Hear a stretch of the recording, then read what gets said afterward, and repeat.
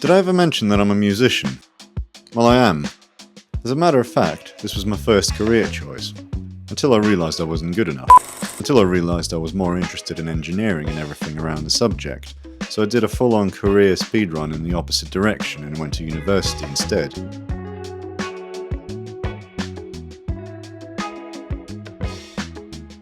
So with that bit of information out of the way, let's explore my conundrum.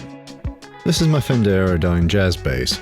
Much like anything made in Japan, it absolutely exudes quality. However, one shortfall of most Japanese-made Fenders is the hardware. The stock bridge is made from folded sheet steel. It's functional, sure, but it's also about as basic as it gets. The saddles are just sort of attached with no real structure to them, just floating about in the general vicinity of where they're supposed to be, so this is something I'd like to improve. I've always been a big fan of the Leo Kwan Badass Bridge. However, there's a catch. It doesn't fit my bass. Could I modify it to fit?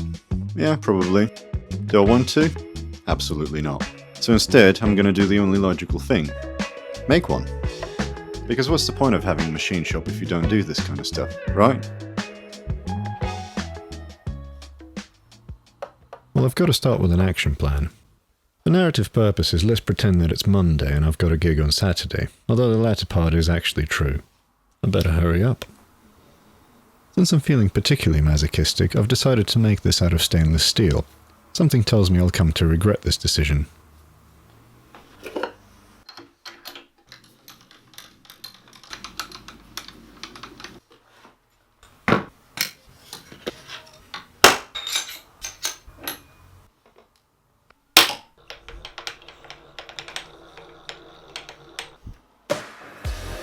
Let's start by squaring up the stock.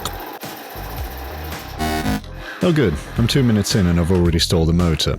I'll back off the depth of cut. That's a bit better.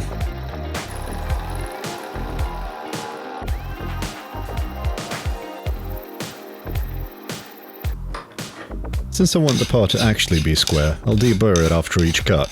You know, just like you're supposed to.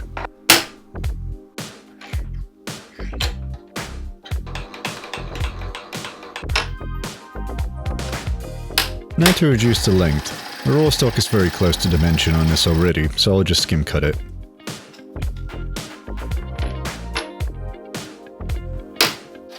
And whilst I'm at it, I'll true up the other side as well.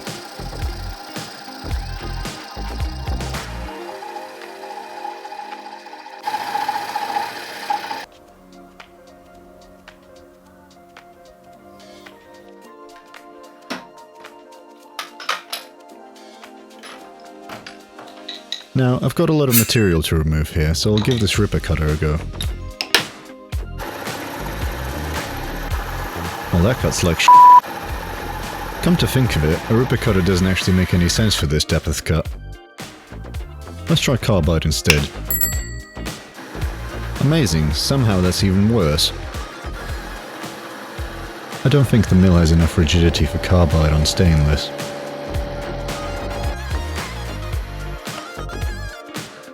Back to high-speed steel, I suppose. Whoa, you might want to turn the spindle speed down.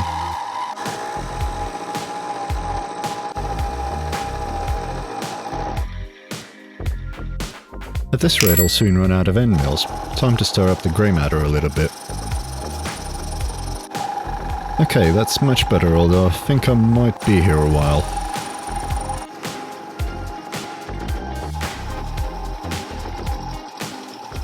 Oh dear, the spindle's dropping revs. That's not good. Let's have a look inside. That's hot. Those spade connectors don't look great. Maybe I should take my own advice. I've let the motor cool down for a little bit. Seems to be a lot better now. And about 100 passes later, it's time for the finishing cut.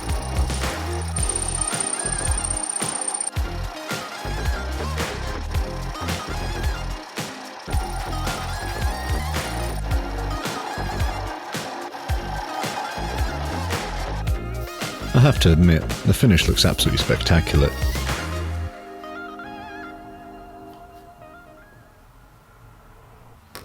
I'll clamp the part slightly offset from the vise so I can side mill the edges.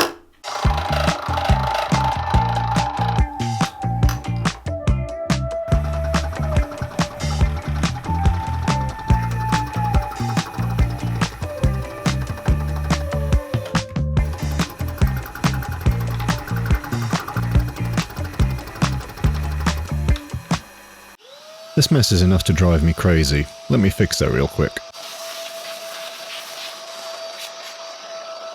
I need to cut these 4 slots on the base plate, and their position is really crucial. Now, I've wanted one of these 3D edge finders for a while, but they're rather expensive. Luckily, my boss likes buying really nice tools and let me borrow this. Thanks, Steve.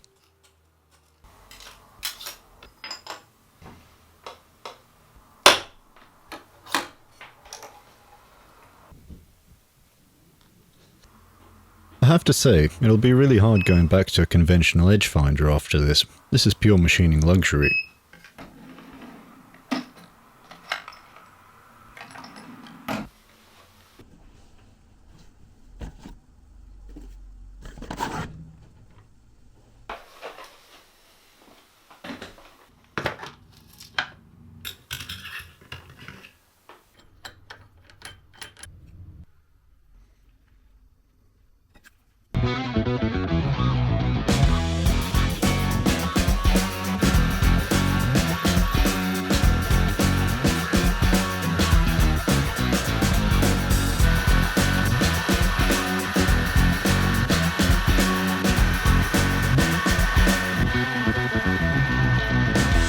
I neglected to consider the tapered shaft on this end mill, which hits the upright at the far end of the base plate.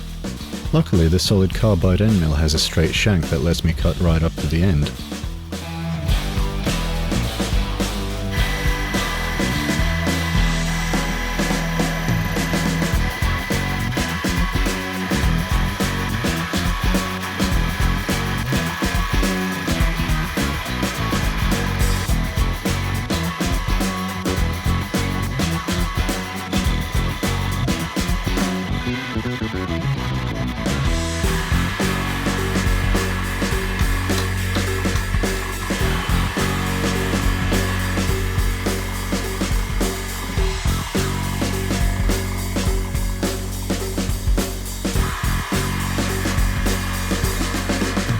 And that's the 4 guide slots done. Let's poke some mounting holes in this.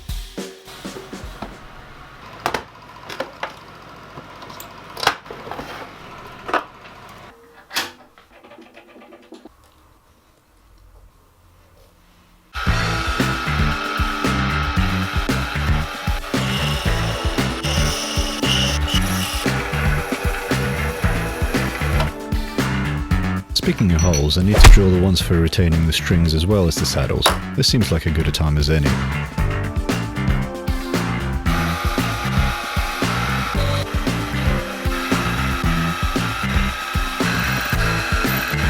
I'll cut a rounded counterbore where the ball end of the string sits. It's largely an aesthetic feature, but I think it should look quite nice.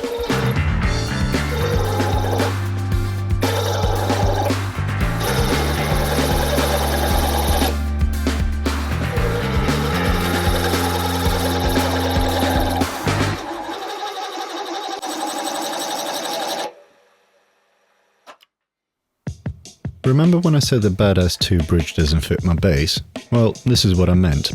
It's 2.5 inches long, which is longer than the recess in the body. Because of the carved top on this base, the bridge would need to sit on top of the curve, which I wanted to avoid. The simplest solution is to cut a small shoulder step to accommodate the recess.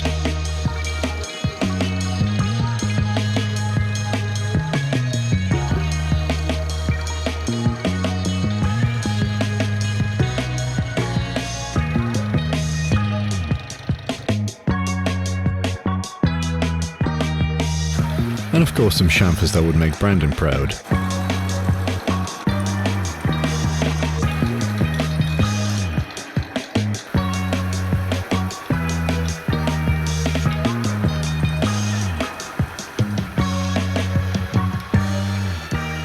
With that said, I want to try something different and cut some radii in the corners instead.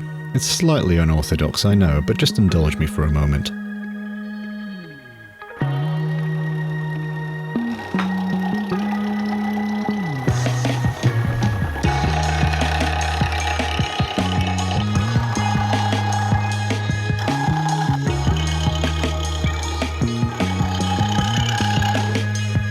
here's the finished base plate. Not too shabby if I do say so myself. Onto the saddles. I'll start off by squaring up the raw stock for them. Actually, scratch that. Instead of showing you how I cut 4 rectangles out of stainless steel, how about I explain the purpose of a saddle?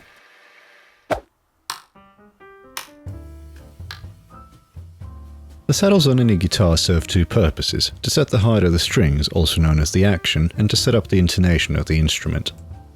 A string resonates to a specific frequency that's set by its tension, also known as a harmonic. A harmonic, in simple terms, is how a string moves through its resonant frequency.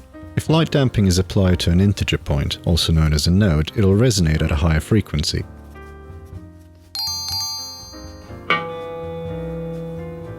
The 12th fret on a stringed instrument is an octave above an open string, the fundamental. By adjusting the saddles, we make sure that the second harmonic matches up with the note on the 12th fret. If the fretted note is higher than the harmonic, it means that the intonation is sharp, and flat if lower. You can sort of think of this as matching up the lines on a vernier scale. If the note is sharp, the distance is shorter than it's meant to be. If it's flat, it's too long. Anyway, let's get back to milling. Now that the 4 saddle blocks are squared up, it's time to add the features. Oh hey, I finally get to show you my depth stop in action. Since I have 4 of these to make, I can zero out the position and use that as a datum reference. I'm sure nothing will go wrong from this point onwards.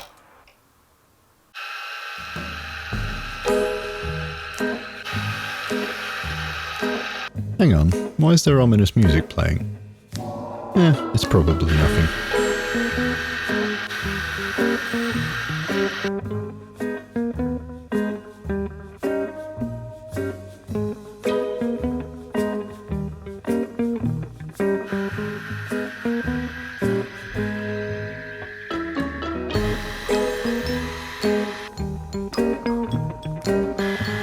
Do you ever get that feeling that you've forgotten something really important?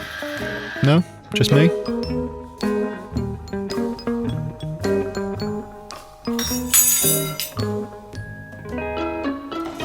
I'll set up some angle blocks to cut the bevel here. I'm curious as to when the chamfer becomes a bevel. I guess the world will never know.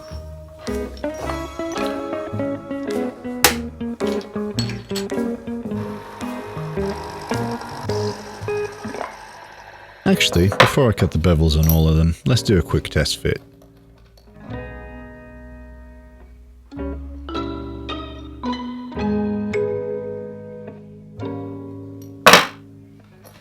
Great.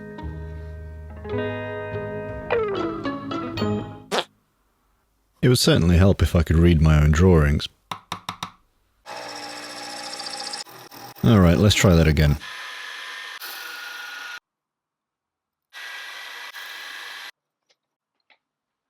This time I'll cut the rails first, just to be sure that it actually fits together.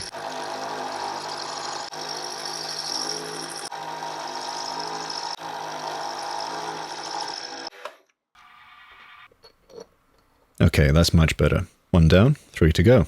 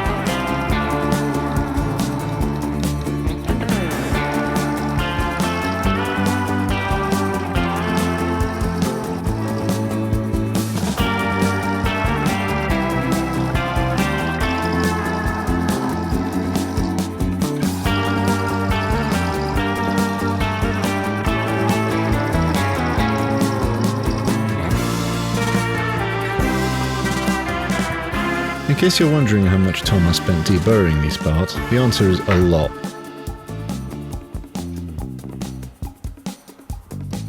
Alright, let's see how this looks.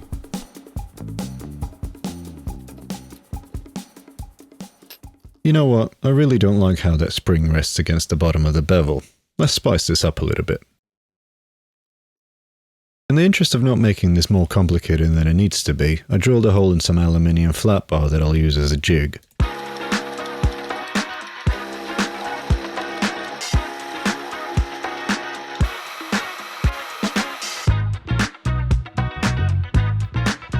I wasn't entirely sure how well this was going to work, but given the low cutting forces, it looks to be alright.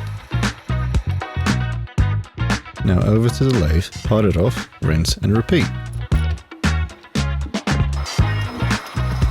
This has so far been a mill-only project, so I'm very happy to be doing some turning.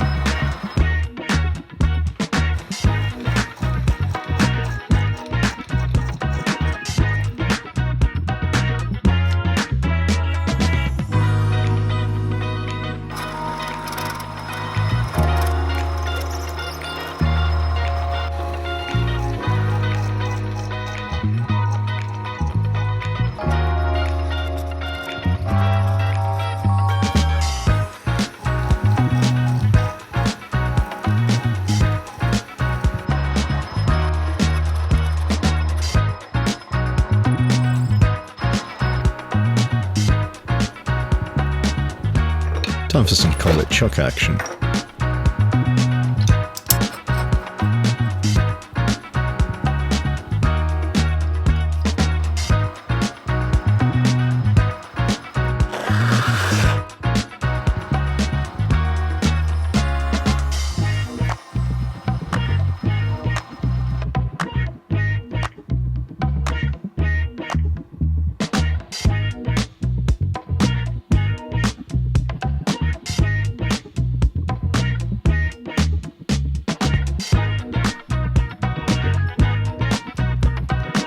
I was a bit skeptical about mixing brass and stainless, but this kind of works.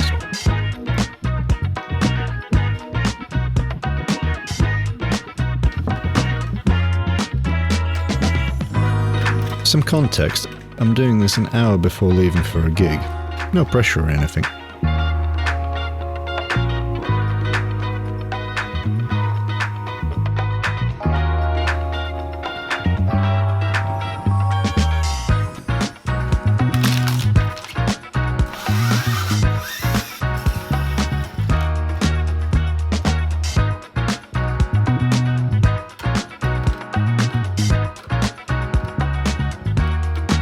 Well, nothing left but to try it, I suppose.